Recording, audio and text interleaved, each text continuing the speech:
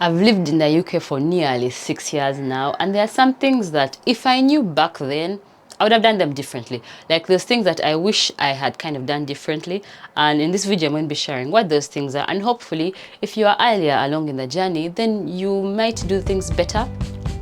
Hi, my name is Sisi and I'm a Ugandan medical graduate working in the UK, and I have lived here for 6 years, and the first thing that I regret is choosing where to live. Like the place where I live right now is super expensive. Not super expensive.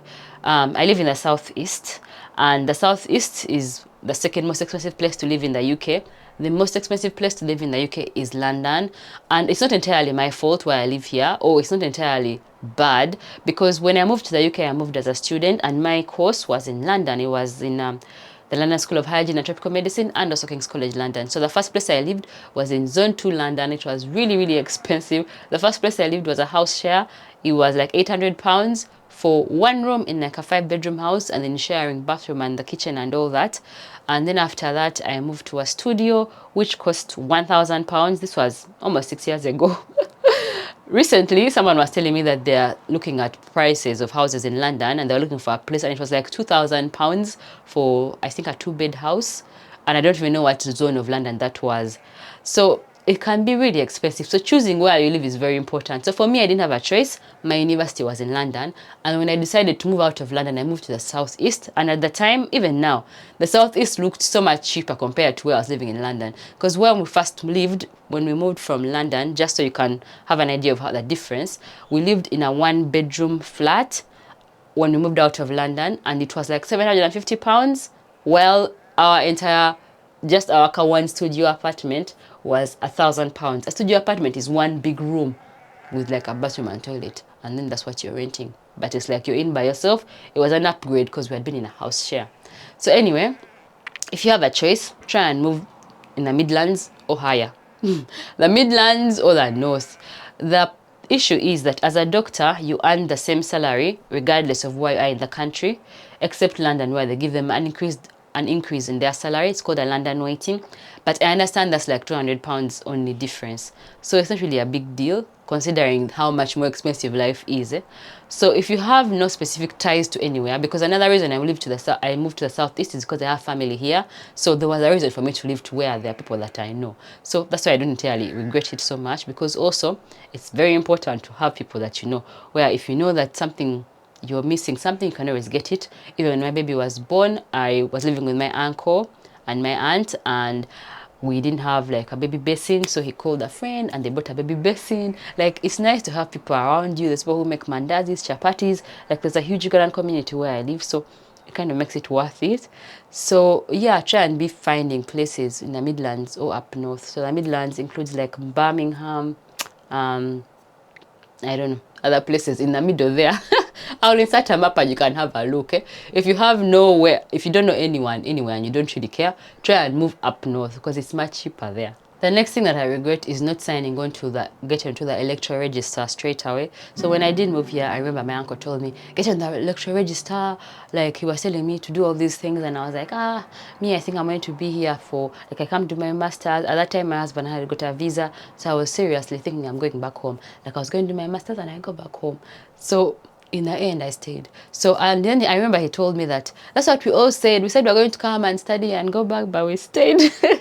So I guess my regret is not feeling at home sooner, although at the same time it's kind of a natural process. You don't entirely feel at home immediately, but deciding to make this place my home, I think I kind of got there quicker than most people, but I could have got there sooner, because as soon as you sign into the electoral register, then that starts helping your credit score. So the longer you're on the electoral register, the better. So as soon as you come, please, can you sign into the electoral register? Even though you decide to go home later or sooner than maybe a lot of other people, it doesn't hurt you. But yet, if you're here for longer, it helps you. Because when it's time for buying a house and all that, then you need a good credit score. Another regret I have is not buying a house sooner. So we nearly bought a house about I think 2 years ago, was it? Anyway, 2021, we nearly bought a house. It's a long story, but I made a video about how to buy a house on a visa, and I'll link that up here. So my regret is that buying a house earlier would have been better, because first of all, back then the interest rates were so much lower and now it's ridiculous. It's crazy, the interest rates are so high. On the other hand, it's also hard to buy a house sooner because remember you need a deposit. So really, if you haven't got that deposit yet, then obviously you can't buy the house any sooner. But if you have, then buy the house as soon as you can, because things are only going higher and higher and higher. And I saw somewhere that there's never a bad time to buy a house, there's a bad time to sell it. So whatever time you buy the house, but sell it at the right time. So don't be selling when the market is horrible for selling. That's what would make you lose money.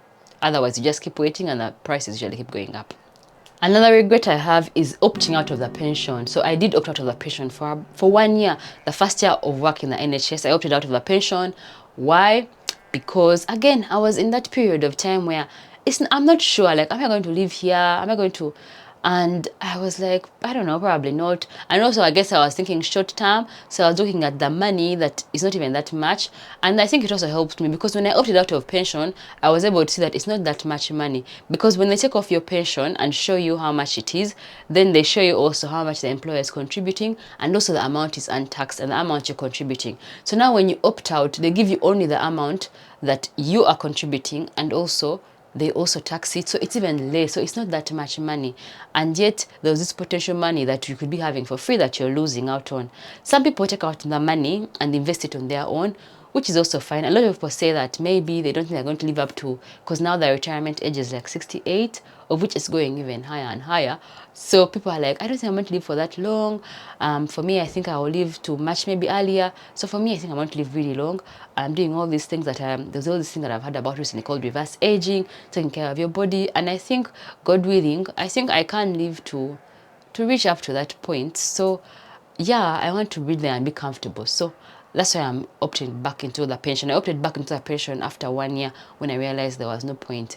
And so yeah, that's one of my regrets. Let me know below, what are your thoughts? Are you opting into the pension or not? And tell me why. Another regret I have is not investing sooner. So I do regret not investing sooner, because investing, like, one of the major things of how investing helps you is compounding interest, which works over time. So the more time you have, the more money you get, like the greater the compounding interest works on the money.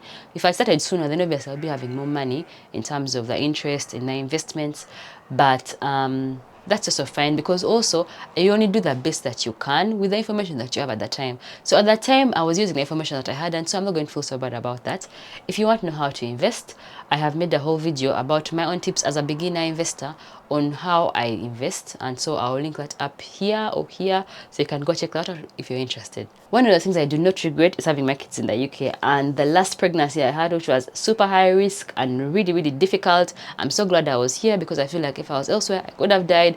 In this video here, I talked about all other things that I love about the UK, and in the end, I don't regret living here.